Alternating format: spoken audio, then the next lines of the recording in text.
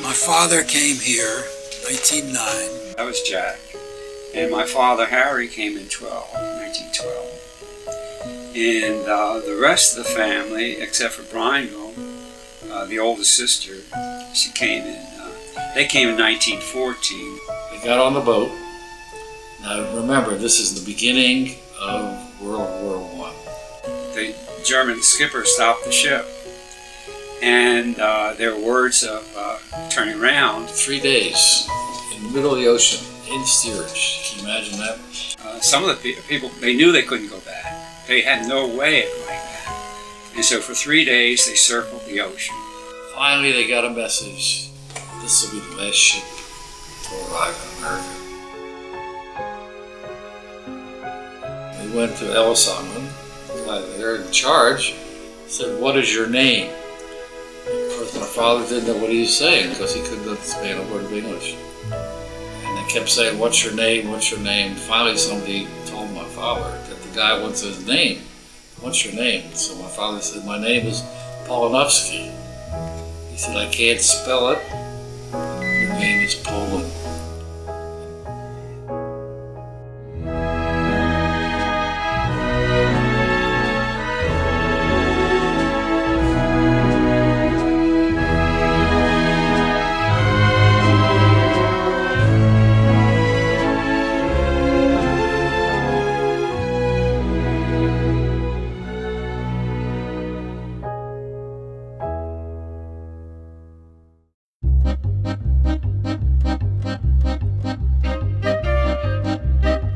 Here was a country where it was like chemistry. You could mix and mix things, anything you wanted. There was a big, big depression.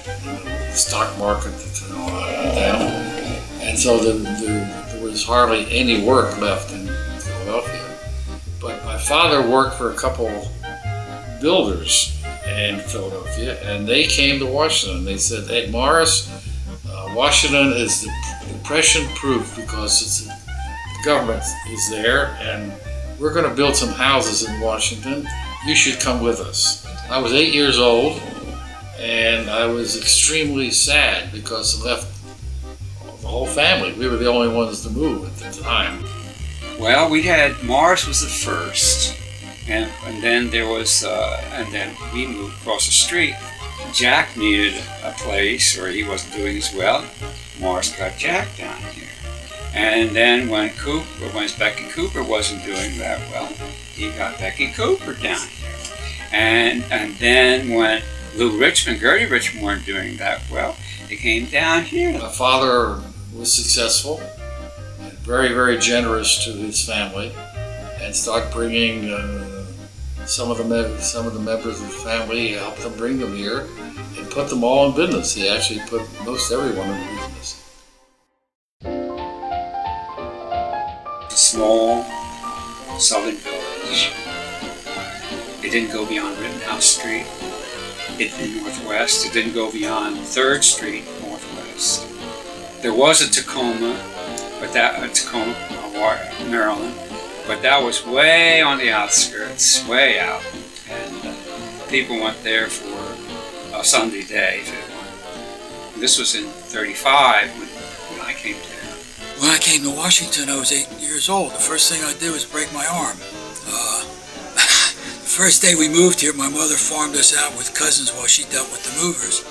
And I was with Rose, Cooper, and I guess Irvin. And we were going to cross the street. And my mother had told me she wasn't going to teach me how to cross the street by myself until I was 9.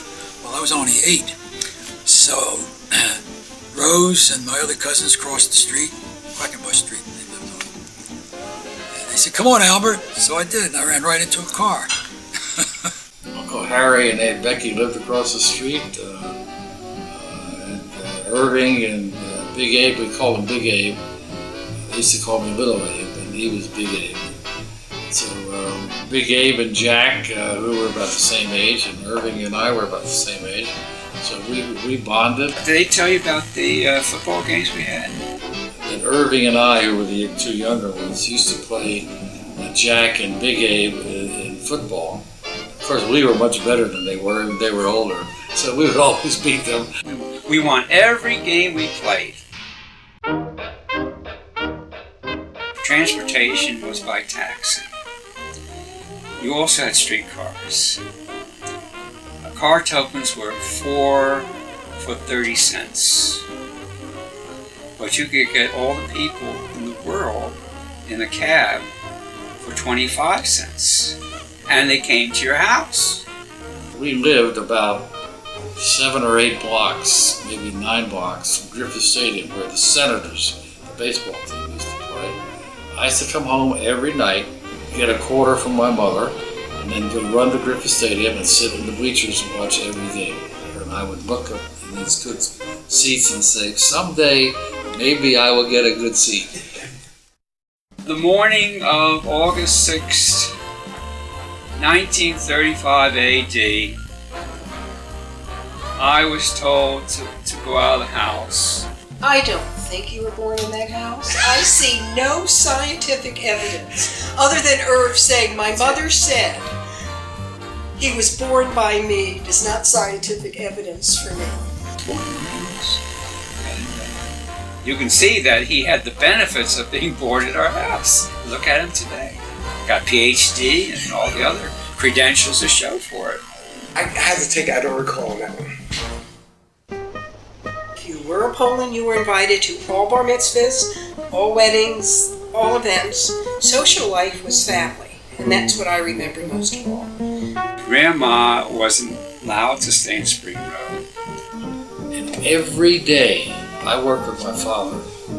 Every day he was there. He visited his mother every day of the week, 7 days a week. When she was in the Hebrew home here in Washington, they'd only give her about 6 ounces of beer a day, and she used to raise hell about that. She wanted more beer. She was not an alcoholic, but she liked wine and beer. Somebody having to leave a country has got to be really bad where they are. Where any place you go is better. She was a tough gal. Powerful woman who she must have been to do all she did. She was quite a lady. So in a way, it's a chance, a happy chance that we made it all here, and that we were 130 or 140 strong. That's huge. That's a big number. We're a big family. We're not as big as the Kennedys, I don't think. But we're a big family. It's got to be remembered, you know.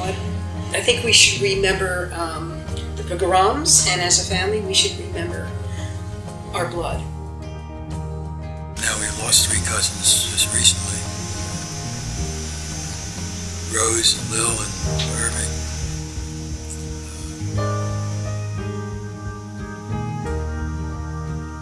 When Mom died in April '02, it was, I guess, I had a feeling, the last living Pollin, that generation that just died, no longer living.